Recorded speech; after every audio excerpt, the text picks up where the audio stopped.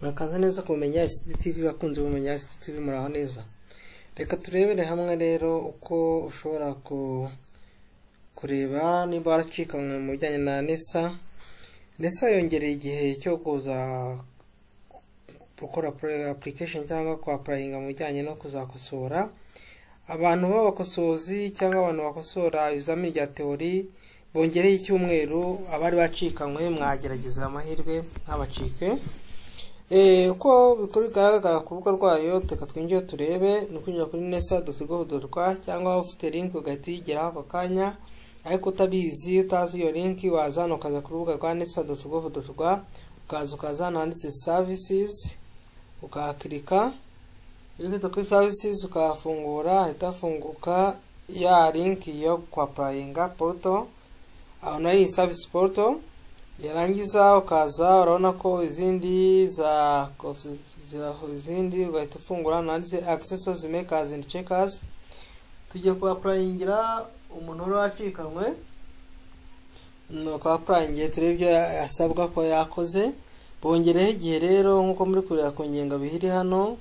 Uje hano hari open apply now ni ku itariki application itangiye ku itariki 6 z'ukwa 5 2025 izageza kuri 22 z'ukwa 6. Nukuvuga ngo mu minsi ishize harimo kujya kuri 16 ariko urabona ko bongeho hafi n'icyumweru kugira ngo abantu babacikanwe babashe kongera ku applyinga. Ni uko checking rero no gukora checking na marking y'ibizamini bya leta bya teori. Bakakana kuri apply now hazamo uburyo bubiri, urusanzwe uri umwarimu ukaza hano handitse I have a SDMS code cyangwa niba uri umusanzwe utigisha uri umuntu usanzwe ushaka kuzaza gucekinga cyangwa gukosora waza hano as external.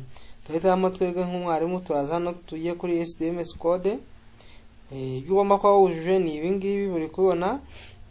Ugomba kuba ufite bank account, ukaba ufite RCCB profile ntuza page ya mbega imisanzu yawe, ifoto yawe igaragaza amatwi yombi, scanned copy of certificate proof igihe yerekana igihe experience yari ufitemo yenda mu guhujyana no kumakinga, n'ibaruwa y'akazi igaragaza akazi cyangwa contrat igaragaza ko uri mu kazi, akazi n'icyangombwa cyuko wenda abafite ubumuga bongera ikarita yiranga abafite ubumuga. Iyo usanze ibintu byuzuje rero hano yes I have all requirement ugahita uzamo SMS code y'umuntu ugiye kwa applyinga cyangwa ugashyiramo nimero ya telefoni, ushyiramo nimero ya telefoni cyangwa ugashyiramo SMS y'umuntu ugiye kwa applyinga ugahita tuyishyiraho kwarangiza tugakika kuri search izahita izana imyirondoro rwose igaragaza aho umuntu yigisha naho akorera. Urabona ko uyu muntu ageze ku gihe cyo gushyiramo amanota igihembwe cya mbere cya kabiri teje na examen yashyizeho kuri rate ya 97.13% ya kamisi.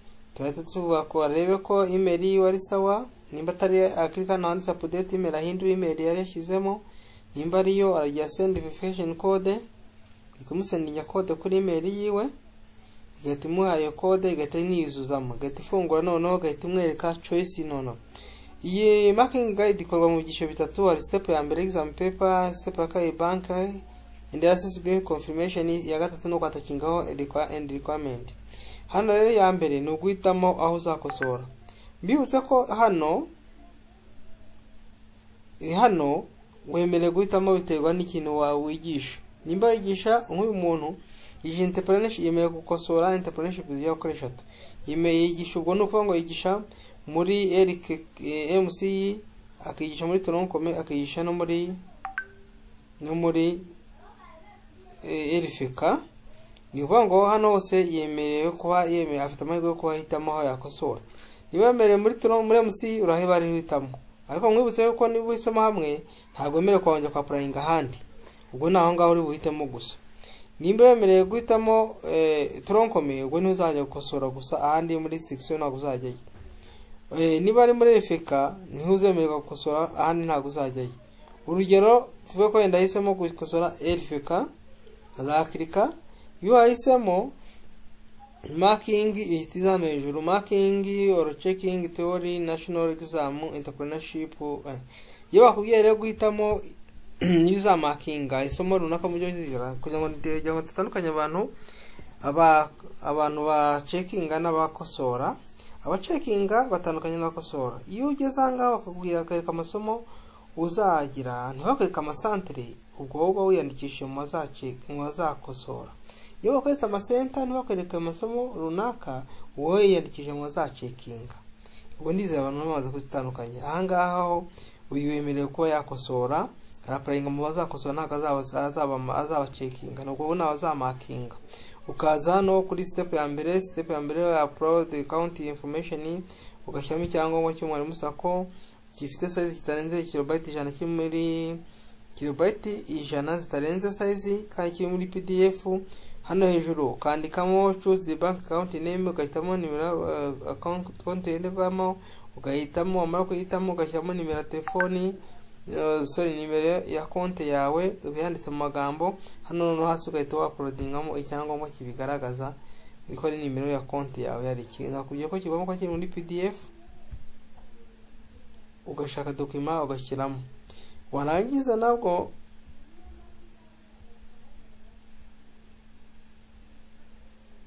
add account confirmation, add bank account confirmation ukayishyiraho. Warangiza bimaze kubikiraho itukika hano hasi. Ariko benshi urabona ko ari kutubwira ngo ukoresha umwarimu sako, kuko abantu benshi baba mu mwarimu sako, ariko ni buri mu n'indi bank nawe washyiraho nta kibazo. Icyo ni ikibazo cya mbere. Iyo yaje kuzuza kiriya uhita ujya kuri step ya kabiri gushyiramo RSSB na bank account yawe hano. Irangije cya gatatu uhita uza kuri step ya gatatu, maze kuzuza utuntu tubiri uhita automatically uko uvuga hano ko ubyemeza ko ibyo uvuze ari ukuri. Warangiza ugakomeza kuri next page hano, ugahita ukomeza kuri next page. Iyo umaze kuzuzamo ibisabwa hano nyine byakano kanyenyeri, ibi ni itegeko ko utabisimbuka, niyo mpamvu batari kwemera ko nkomeza. Ubu ni uburyo wabashyiremo rero bavandimwe bakunze bimenya STTV. Mukomeze mwaprayinge kugeza ku itariki 22 niho deadline yo gusoza iki gikorwa cyo gukosora no kwa gucekinga kizarangira. Murabona ko biroroshye rwose, bongereye igihe kugira ngo abantu batacikanwa, bongeyeho ikindi cyumweru mu gihe byari komba kuba byarangiye. Murakoze mukomeze muri kumwe na Francis wifuza ishyani hirwe. Ciao ciao.